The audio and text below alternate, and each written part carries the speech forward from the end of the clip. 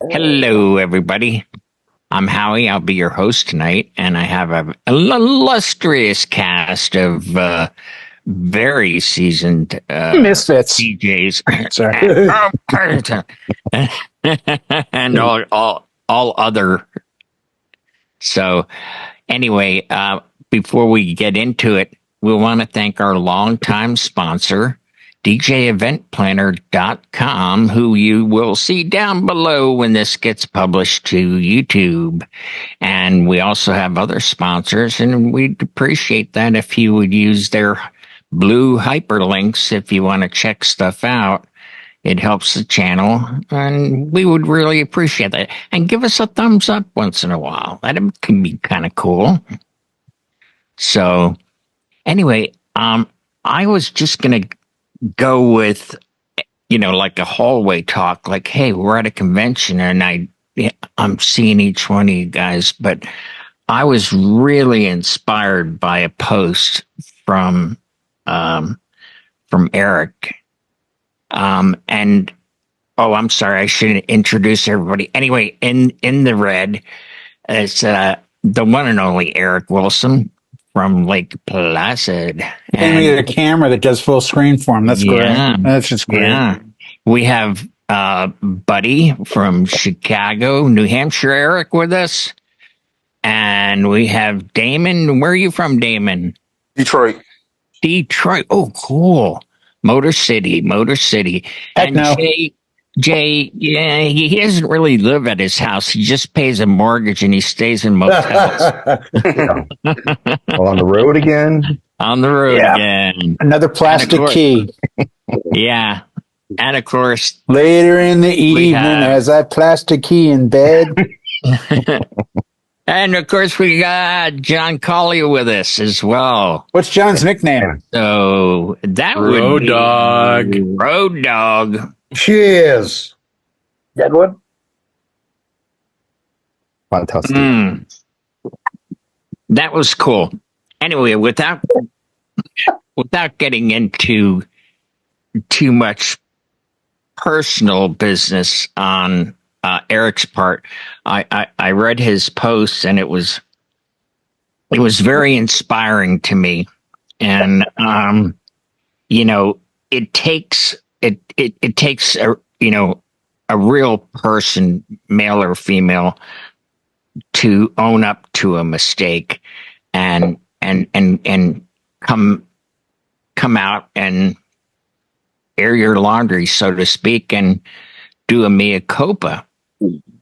And we all put up like, oh yeah, what a great event, and look at how many people are on the dance floor, but we rarely own up to our mistakes.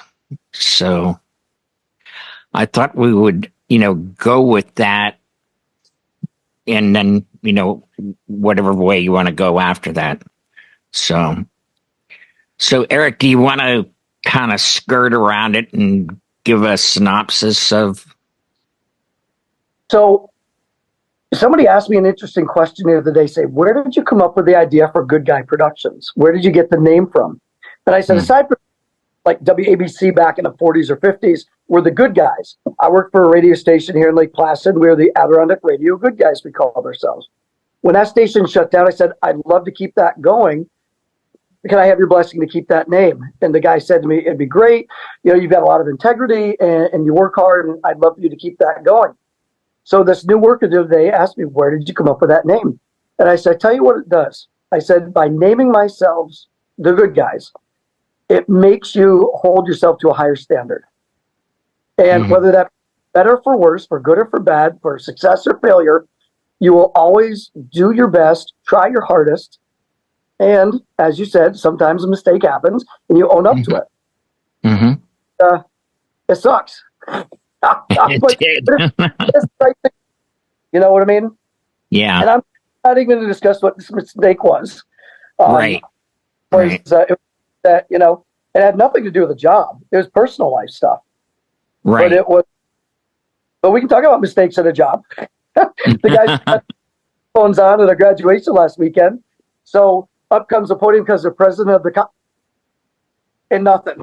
So the guys had to walk Back of the room come up, turn the mics on, and I'm like, okay, well, it happens. Stuff happens like that. That's the worst that happens. We're okay. Then we placed the microphone in the back of the room for crowd noise for as the graduates came in to hear the cheering. And right below that microphone sat a little baby. So it was a mistake. But the guy, I was at a different graduation doing the event, that college, and they're like, what do we do? I'm like, that's where we place the mic. That's our crowd noise mic. There's nothing we can do. It's a mistake. You live by it, guys. So yeah, it's going to be a lot of post edit, though. Trying to take the sound from the other camera and match everything up, and it's definitely possible, but it's more work. But mistakes, we will all make mistakes. Oh yeah, I've made a few mistakes trying to get into your production trailer and falling on my ass. Up there. We have but yeah, things happen. We're not perfect. We try. We strive for it. We'll always try. I think that every single one of us in these frames right here will never not give 100%. But things happen sometimes. And, we've had video walls where all of a sudden we lose a whole panel because a cable, our video walls are IP rated. Bad weather, all of a sudden you're like, wow, what do we do now? You're climbing truss and you're replacing cables. Things happen. You fix them. You move on. If you have to apologize, you do. Well, how's that? On that note, I know personally I've made mistakes or as we say, overpromised and underdelivered. Where, yeah, I was doing an event, for charity, so I wasn't even getting paid, and it was just supposed to be a fun, get together to raise, money for, cancer, breast cancer month or whatever. I think it's October or something like that. And guess who comes in is the mayor. And he walks up to me and he says, hey, can I have a mic? And I gave him a wireless mic. And talk about grandstanding. This guy goes up and stands on top of a picnic table. And, he's fooling around, and it's one of those high-tech mics with an LED screen on it, and it's red and green, for mute, red, green, hey, you're on, type of thing. And he kept fumbling with the thing, and then he'd go, is this thing on? Is this thing on? Yeah. I quick ran over, and I gave him the exact same mic, because I have two of them. And I said, there you go. Just don't fiddle with any of the, the stuff on the screen.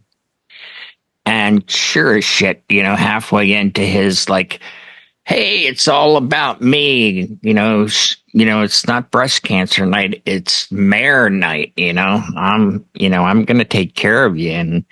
And the mic cut out again because he's messing with, with his thumb. So I just quick grabbed my gaff tape, ripped off a piece, and I put right over the button that would turn it on and off and make different adjustments. I just put that over there, and then I wrote on it with my silver. I had a silver Sharpie, and I wrote asshole proof. And I walked up to him and I go, here you go. And he looked at it and went, oh, so this is for me. I said, yeah, it is. And then nobody else knew about it, but I knew that I did it. And, I did my mea culpa at the end, and I just said, listen, I'm sorry. It just was frustrating that I would have to walk up to you 3 times when you actually weren't even invited here. You just needed to make an appearance. So, Yeah, we didn't end on very good terms. He wouldn't even shake my hand, but it's water under the bridge. So we all, I mean, I'm always known as, hey, there's the guy with the $1 million smile. He's the nice guy, but I wasn't that night. So, well, that kind of goes back to a little bit of what I was saying. It's not like, and I said it's something for my personal life. It wasn't. I've made more of a big deal of it than it really was, I believe. I didn't. My wife, I didn't get a DWI. I misidentified somebody. Right. And that was a sensitive, and you know what I mean? And it's something I'm not proud of, but you owned up to it like a man, and that's it. And, I owned up to it, but he's a politician, didn't want to shake my hand, so screw him, Anybody else have any interesting stories they want to relate? It doesn't even have to be on this particular topic, if whatever you want to say. I'm willing to admit that there's been moments, regrets. I've had a few. Yeah. But then again, too many. Oh, fine. You guys are all on board, huh? Too few to mention. As I read the phone over there, I did what I had to do, and I saw it through without exception. I mean, no, you know what? I mean, you make mistakes, and I'm a huge fan and a big proponent of always doing your best to spin it back around. Right. And with very few mistakes have I not been able to, in 27 years, spin it back to something. And the other thing is, and this might sound terrible, and I mean, it is what it is. I've had mics cut out at bad times, and there's a moment where you realize the best thing I can do is completely and utterly ignore it and not mention it. Like, it's a non-starter until you make it. I've seen guys run up and be like, oh my God, I'm so sorry, the mic cut out right at that. Nope. It's denied. Not even deny. It's, man, ceremony sounded awesome. Yeah. Really did. Mm-hmm. And then you walk away. Now, if in 6 months or 2 months or 10 minutes somebody says something, whatever. Only answer a problem when you have to. Don't if it's not public knowledge, it's not a problem. It's a fail. It's a mistake. It's a slip up. It's a hiccup. It's a stutter step. It's whatever you want to call it. And I give Eric credit for, understanding where these things fall in the line of the event. To address his, the good guy's name, I think most of us here, we view ourselves in the company as the same thing. My company is my last name. And I did that strategically because I wanted people to understand, if you talk trash about the company, you're talking about me. I'm a single owner operator. I don't multi-op. If I extend out an event to somebody else, it's their event. It's not my event anymore. So I take the same pride Eric does, as far as it's me that's showing up. It's me that's representing. But, guys, we're the professionals. We're adults. We're this, we're that, experience, yada, yada, yada. Bottom line is, there's going to be problems. In a perfect world, everywhere you go, there'd be a 700-foot mic cable with an SM58 at the other end of it, but that's not reality. And I've made a point of telling everyone, and if this helps any of you out there and, our land, by all means use this. 100% of my events that use a wireless microphone, especially ceremonies, I say to the groomsmen and the officiant, please make sure your phones are turned off or on airplane. Exactly. Oftentimes, the mics can have interference from a cell phone looking for a signal. Now, I've had Ben Stowe say, not true. Well, Ben, I love and respect you and I buy things from you, but I'm going to tell you, when it comes to my events, you're wrong, because it could. And that's the world I live in. It could. So therefore, if there was a mistake or a dropout or something like that, they already know. Slippery when wet. Here's the sign. Right. Boom. The car loses control. Well, you knew going into it There was a sign. If you don't tell people anything and don't educate your clients, when there's a problem, it's your fault versus the fault of the universe. Right. So, nothing is perfect. I'm staying here at the beautiful Mirage Hotel and Casino with another DJ for a project we're doing here this week. And we just had this talk about, man, I only feel comfortable at a wedding after the grand entrance. And I said, me too. We have to do the ceremony, cocktails a breeze, and the grand entrance. After that, you're done. You're now there to be a DJ. Up until then, you're there to be a nervous wreck about technical issues or mispronunciations of names and everything else. So, hats off to you, Eric, for admitting it. I mean, the money you make, I would expect better, honestly. But that's a separate show altogether. That's a separate, the Adirondack Valley. I understand Boston Spa. I know what's going on in your neck of the woods. There's all 10 of you that are DJs up there. But that's, again, another whole discussion. But seriously, Eric's taking it the right way. These things happen, and he's willing to admit it, A, and B, can I do something after the fact to edit it? He has that opportunity. If you don't have the opportunity to change the outcome of something and it only gets one shot, understand a big smile and you looked and sounded amazing will get you so much more, because they don't care. Don't tell them there was a mistake.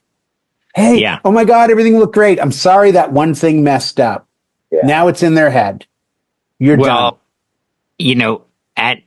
Speaking of which, what was it? 2020, right at the very start. It was like only a couple of days before we went into the national lockdown. We as a team from Disc Jockey News were in Vegas. And I had one mover, and it was owned by John Young. I brought two movers in carry-on, believe it or not. And every time I would have advised against that, but you care too much, Howie. You care too much. We were on a tight budget, and we definitely needed those two more. And I'm glad that I brought them, because one of the ones that John had shipped there, from his friend that was doing the staging and the trussing, didn't work. And so I singled it out, one cable right to it. I went right up to it, and I tried to get it to move, and I'm tapping, and it's just dead. Sorry, something happened. And they're like, what are you going to do about it? I said, nobody's going to notice. When it comes time, basically we have the whole room uplit for the speakers, for the presenters. And then that one night, which will remain in infamy, where we met Boston John, we had all the movers going and the lights were changing colors. Nobody came up to me and said, hey, that one mover isn't working. Nobody noticed. Sadly, Howie, I stayed there 2 weeks ago at the South Point, and Peter Schellinger, who is the general manager of the property, when I checked in, he did point out to me, you're part of that group where they screwed up that one moving head. Yeah. Seriously? I own up to it. No, but you're proving my point, Howie. If you don't make it an issue, it's not. And by the way, and this will be the last thing I say, because we've got other illustrious people here that need to speak, and I don't want to hijack things, but I am in Vegas. I don't know if I mentioned that. As someone that took Latin for 4 years, you're hearing the term mea culpa. And just to give you translation, it comes from a part of a Catholic Mass thing where you put your fist over your heart, and it's mea culpa, mea culpa, mea maxima culpa. Mea culpa simply means through my fault. Mea maxima culpa is through my grievous fault. So when someone says it's a mea culpa, it's a through my fault in literal translation. So I'll be teaching Latin next week, 7 a.m. here on Disc Jockey News. I'm really excited. And where can we buy Pluribus this? Numerum. Where can we buy the DVD? You know what? I've got a VHS tape that I'm going to be pitching a little bit later on. Stone carvings. Yeah. That's about the last time Latin was a current language. Yeah. All right. Hey, for the very first time, we have Damon with us from Detroit. What's your take on this, Damon? Oh man, I can't tell you how many mistakes I've made that I had to own up to over the years, especially DJing. Detroit, there's a city right outside of Detroit called Dearborn, and that has the biggest Arabic population in the United States. Wow. Yeah. So every now and then I get to do some Arabic weddings. And as you know, pronouncing Arabic names, wow, it's very, very tough.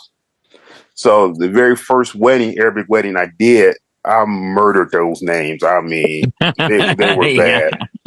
So I just finally, everyone since then, if I knew it was like a really traditional Arabic wedding, I always had a friend come along who's Arabic and be like, look, I need you to help me enunciate these names because I can't get them, So I finally started getting it later. But once you got the newer generation to come along, the names are a lot more simpler than the older generation. So so that's one of my biggest mistakes. Yeah, I've had that happen to me, and it's like the old, if you're old enough to remember KRP in Cincinnati. Oh yeah, Les Nessman, and he, there was a very famous golfer, Chichi Rodriguez, and he goes, and Chai Rodriguez. Just, we're like, oh my God. Yeah. I've done that, mispronounced names, but I did what you did. When it was, actually, it was a form of Spanish that I was not familiar with.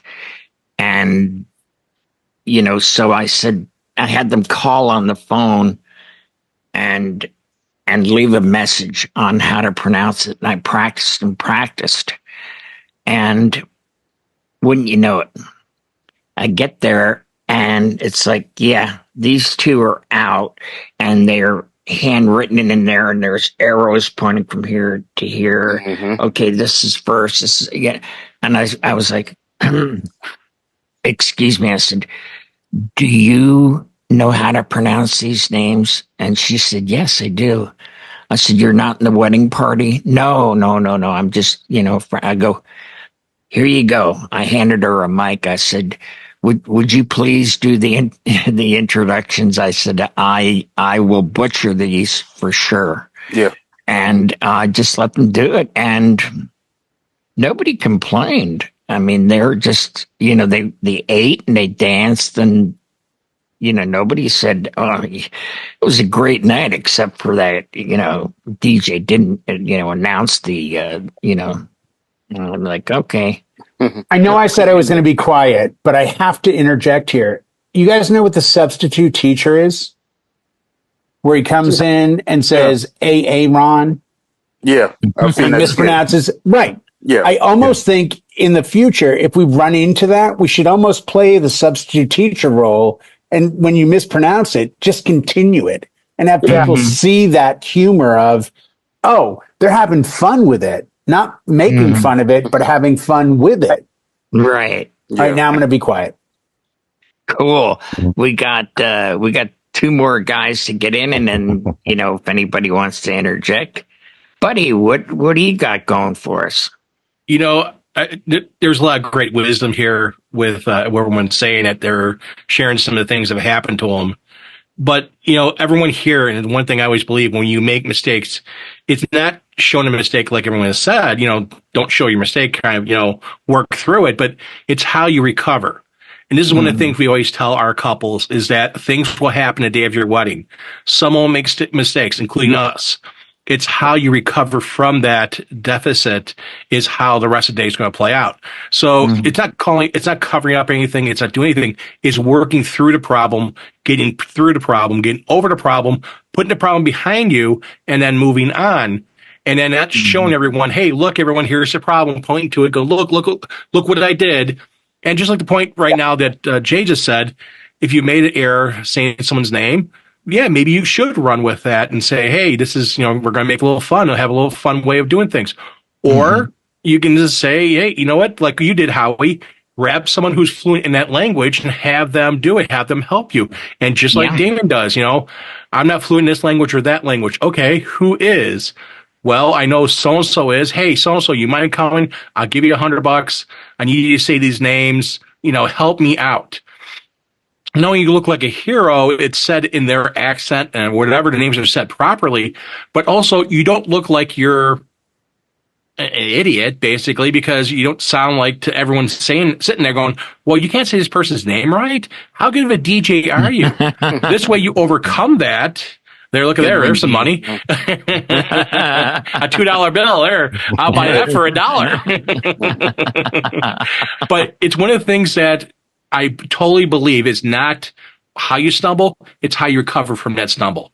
And it happens to everyone. It's happened to us just a few weeks ago. It happened to Tracy and I. And I talked to a couple of you guys. Tracy smashed her finger in the cart. She has a purple nail. She did that when she was trying to put the cart away to go run, to go come back to our house here to grab something before the wedding that we forgot. Accidents happen. We weren't too far away, but in her rush, closing the cart, she smashed her finger, and she has a purple finger. Oh yeah, she can almost close it fully. It's been a few weeks, but ouch. Yeah, Jay's like, ouch. Yeah, I can feel that from here. Bad. Yeah, I can too. But smart. It happens. She got hurt. I feel horrible about that. And here's my beautiful wife. She's hurt hand, and she like a trooper worked right through it, did everything, did all this stuff, did announcements, everything. Didn't tell the couple one single thing. They had no clue whatsoever that any mistake happened. And again, that's how you recover. Right. That's what you do. Right. As a professional, you sit there and you take care of your customer, take care of your client. There's matter it's a couple, there's matter it's a corporate client, whoever your client is, that's their goal. And just like you, Howie, with the politicians change as the wind changes. They change all the time. The thing is that, they do their little piece, you do your piece, you do the right thing, you say, okay, fine, great. You stand above them and make magic, and you make them, unfortunately, like disappear a little bit. Okay, you're done now. Thank you. Have a nice day. See you later. Yeah. But with anyone, any kind of mistake, it happens. It happens to all of us. We're human. Yeah. Alrighty. And we're up to Boston now. Oh boy. From Chicago to Boston. It's Road Dog. Will you be calling upon your Road Dog? Yes, Road Dog. Very good. Okay. I'll see if I can bring this around full circle, because I can feel where Eric's coming from for this. I saw the article and I saw the explanation. That's very big of you to take that stand and put that up in public. Absolutely. And that's just hats off to you. I know that wasn't easy, but he blocked everybody that could read it outside of us. Though. Like it did not go public. It looks really good. But he was like, the internet, don't be seen by anyone outside of just 10 guys. You go into denial, someone's got a screenshot, it's going to come back and bite you in the ass. You handled it the right way. This is like, let's get it out in the open and let's talk about it.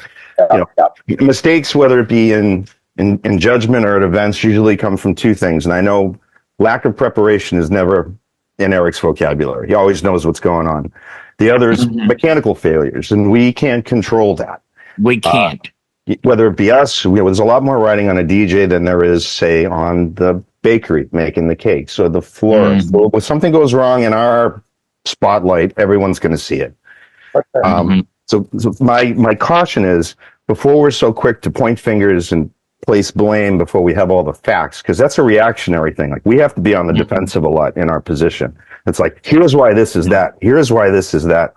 Sometimes you just have to take a step back and get all the facts and not be so quick and reply in haste without having all the information in front of you. And then the reminder to everybody is just always try to be kind. Before, picking up the basket of hatchets and just start throwing them in every direction. Look at the whole thing. Take a step back, take a breather, and never reply when you're angry. Because I just saw that come up in another post too. Someone got a bad review on Google and they were losing their mind. And so that guy was stressing out for 24 hours till he contacted the bride. She said, I had a wonderful time at the event. I don't know what you're talking about. That's not our review. I don't even know who this person is. So before you're so quick to just be like, you don't know what you're talking about, and I do my job, and this, before you come at them with all this defensive 6 paragraphs of why you're right, find out if there's even an argument to begin with. Find out if there's even a situation that you have to address, or is it all just smoke? You know? Yeah, and sometimes it's best to let sleeping dogs lie. Yeah. And you know, from you, I'd like to go to Eric because I knew you were there with me. Eric, you got those 4 hydros, okay, from ADJ, and you were so laser focused that number 4 mover in front would not change gobos. It was like -4 degrees, minus some whatever, and overnight it was like -14. Oh, yeah. And we could not get the gobo wheel to move into the open position. And you know, you wanted sky trackers. We were doing all that stuff and all. You know what? I said, I did what did I say to you? I said, nobody's going to notice. Right. And nobody did. But I do have to know, was it a mechanical failure? You had to get a new one? Yes, it was. Now, it could have been, but the gobo itself had popped out of its placement. It was still in the, I don't know, seated in there, but not seated fully. And so it wasn't spinning. It was that and the color. Remember, the color was stuck between blue and green?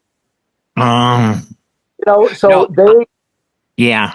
I can remember I could change the color, but the gobo was just a circle of stars. But when it was doing the sky trackers, we had so much snow up there. It really looked spectacular. Yeah, it looked like part of the show. No one would question that. I'm like, is that blue and green? Like, shut up. There was only 3 people that knew about that. That was you, Eric, and John, and myself, because we were all talking about it. And you know, it was like, look, nobody's gonna know. You know, nobody's gonna know. We lit up the band. We lit up, you know, the podium for the medal winners. This was the university games, right? That we did. Yeah. International, whatever it might have been. University. Yeah. It was like a FISU or whatever, right? Yeah, it's just one of those situations where, like, you know, several of you have mentioned, hey, if you don't say anything, just carry on. Nobody's gonna notice, you know, just like in Vegas where that one mover was totally dead. Nobody, not one person came up to me and said anything. You know, like, hey, that's not working. It's like I said, look, John, you know, what they're going to think is that it's supposed to be out for this particular scene or whatever, but it was out for the whole 2 days. I mean, guys, people were amazed with Vertigos 20 years ago. Do you think they view our stuff the way we do? They don't. They don't. The fact that you can look at it and say, oh, my mover didn't do the right gobo. Try this sentence. Would you like the same kind of lights they use at EDC? Are you serious? Yes, I have moving heads. These are obviously smaller because I don't have a trussing on a 30,000 person stage, but these are those kind of intelligent lights, and they'll be doing different movements throughout the night. Oh my God, that's so awesome. We love that kind of music. And guess what you have? A couple that's really happy and people that are really impressed. Because when they look at TV and see Dancing with the Stars and they see these lights do all this stuff, they realize, oh, Howie and Jay and Eric and Damon and Buddy and Eric and Jay and everyone has the same lights. Look, that's so cool. We look at it, we see that it's off 4 degrees. They look at it and see, wow. And we should let them enjoy 100%. Wow. Yeah. But that's Sizzle, baby. Not the deer meat that they have there in upstate New York, right near Vermont. I know this guy. Well, you know, I know what he's all about. You know, and you know, gone but not forgotten, Jimmy Spin was in Vegas with us. And got a cheers to Jimmy. Now, Jimmy. I asked specifically, hey, do you guys want... What the hell is there alcohol in this tea? Do you want lights on the DJ that's going to play Made a mistake for breaks? You know, and they went, nah, we don't need that. You know, people are going to be milling around. You know, and I had spent an enormous amount of time because on these fixtures they have a pan fine, tilt, and tilt fine. And there's a goddamn reason for that. Excuse me, anybody out there in TV. Whoa. Fired up there, Howie. 13. But guess who I did lights?